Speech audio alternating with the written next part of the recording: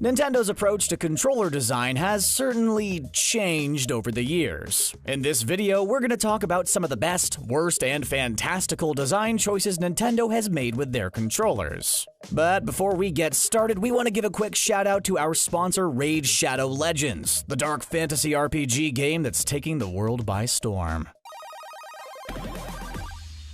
Who remembers the simple days of Nintendo, when we had no analog sticks, no shoulder buttons, and had to hold a rectangle box to truly enjoy a grip? Yep, Nintendo was always about innovation, and they started off strong with the original NES controller. After years of Atari controllers and arcades dominating the video game world with joysticks and large button layouts, Nintendo helped make the D-pad mainstream. Unfortunately, the controller was hard to grip for long periods of time, simply because there was nothing to grip. Of course, Nintendo knew this, and die-hard gamers who spent hours playing Super Mario 3 or The Legend of Zelda likely purchased the NES Max. The official controller felt like a glimpse into the future. Extended handles provided extra grip, and the D-pad was replaced with a design very similar to an analog stick. Unfortunately, the NES Max controller did not catch on, and was overshadowed by releases like the Power Glove. Even though the classic NES controller gives us those nostalgic feels, things made a turn for the better with the release of the Dog Bone, better known as the SNES controller. Competing against the Sega Genesis, Nintendo increased the number of buttons, introduced shoulder buttons, and added rounded edges to the design. Basically, Nintendo didn't have to do much in their early days. People cared more about the games than the controllers they played the games on. Things changed with the introduction of the PlayStation. Not only did the PlayStation create a new standard for gaming controllers, but their CD-based console boasted 3D graphics never before seen in a home console. Sure, Nintendo could have extended the grips on the SNES controller and called it a day, but they chose to think outside the box and created one of the ugliest controllers ever made, the Nintendo 64 controller. Nintendo took a huge gamble with a three-pronged controller, and players had a lot of questions. Do you need 3 hands to use this controller? Which grips do you grab? And why does the letter C deserve 4 separate buttons when A and B only get 1? Yeah, people still hate on that controller today, but the N64 laid the groundwork for how they would approach all controllers in the future. The controller was made with Nintendo's unique game development in mind, and the main focus here is right on the middle prong. The analog stick was for more than just fluid movements. The N64 was able to detect fast movements and slow movements, all based on how the analog stick rotated. The best examples come from Super Mario 64 and Mario's speed as he explores the 3D world. Players were still used to the D-pad at that point, so leaving the traditional directional controls was essential, especially for third-party developers. Before we dive into the world of controllers, let us tell you about a game which needs no controller at all, just the tap of your fingers. We're talking about the free-to-play Raid Shadow Legends, a cross-platform game available for PC, Android, and iOS. Why start now? Because Raid Shadow Legends is offering exclusive bonuses for first-time players. We're talking about 100,000 silver, 1 energy refill, a 1-day XP boost, and a free champion, the Executioner. Just look at this guy. The stuff of nightmares will actually be battling on your side. Challenge yourself in the ongoing tournaments. Take your team of heroes in multiple 5-on-5 battles before you reach the dungeon boss. Tap and click, change angles, and watch the awesome animations as your heroes battle and fight. Quickly alternate between the heroes as you build a strategy and claim victory. And don't forget the Raid Patch 1.15 update is coming in May, and with it you'll be able to compete in the brand new Arena Tournament. Earn points according to your tier, and win exciting rewards in the local and global tournament.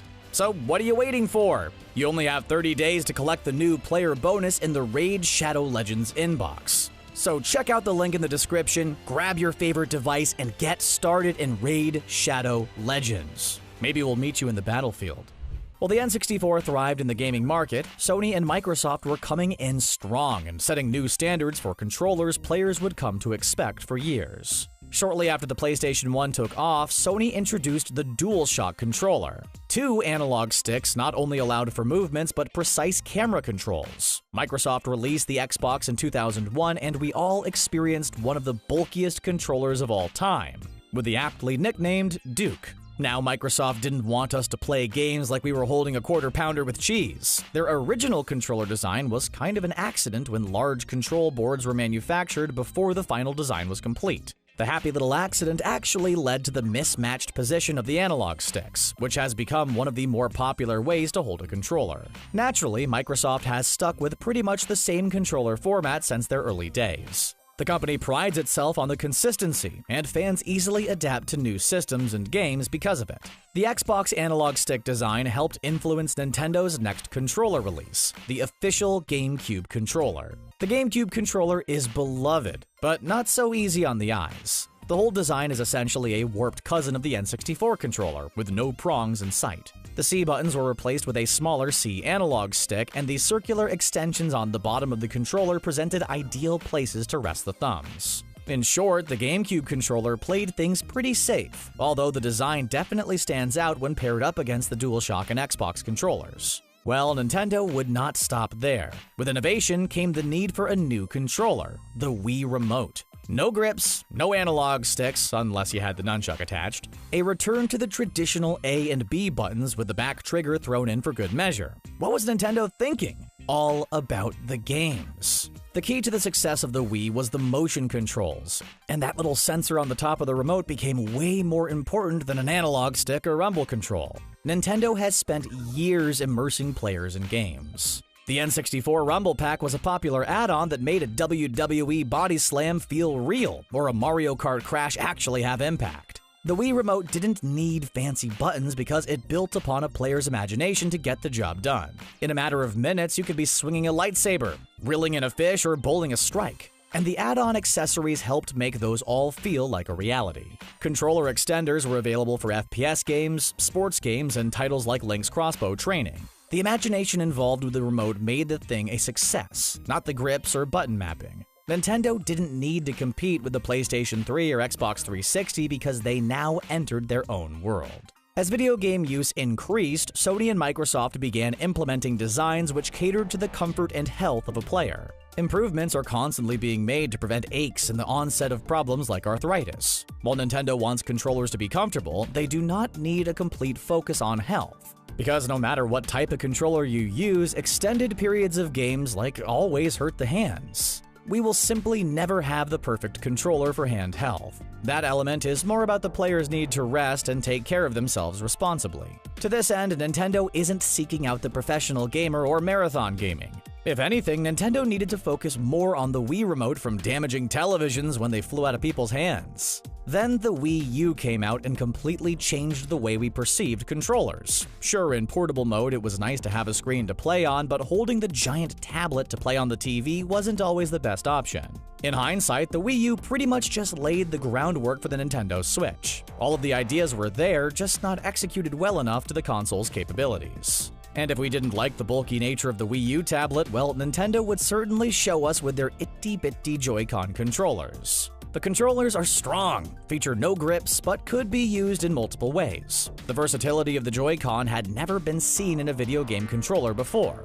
Use them vertically on the system, horizontally on their own, or connected to a controller grip. The Joy-Con feels like a hybrid of everything Nintendo has released over the years, with a little bit of GameCube, N64, and Wii all tossed into the mix. And the gamble paid off. When the Switch first got released, the Joy-Cons became a huge focal point of the system, even more so than some of the launch games. And there are so many shortfalls with the expensive little accessory, but Nintendo can use their open experiment to build games off of and keep players hooked. Just like the Wii Remote, the Joy-Con could be used to really engage players in games. And in this case, the Joy-Cons are ideal for engaging multiplayer games. Split the Joy-Cons into two separate controllers for both portable and TV use. The pairing is quick and simple, avoiding delays and excessive problems. Plus, Nintendo could take chances with their controllers because they always had a backup. Constantly getting tangled in the Wii Remote and Nunchuck? Well, just plug in a GameCube controller or Wii Classic controller and you were good to go. Hated the Wii U tablet? Well, all of the Wii Remotes worked with that console. Now more than ever, you can have a variety of official controllers for the Switch. Nintendo even released a Bluetooth version of the NES controller for the Switch. They always give players options, allowing them to experiment and release new controllers with the base system. Plus, what an easy way to increase profits. Joy-Con controllers too small for your hands? Simply purchase the Switch Pro controller. Cha-ching. So, when a Switch Pro eventually arrives, will we see all new Joy-Cons? Yeah. Will we have to get used to the new layout and features? Probably. Will we still get to use the Joy-Cons we're already used to? Most likely. And that's just the way Nintendo likes to roll. Okay, we'll admit it, we still love the Gamecube controller, and we use it with the Switch as much as possible. What's your favorite controller? Was the N64 controller a disaster?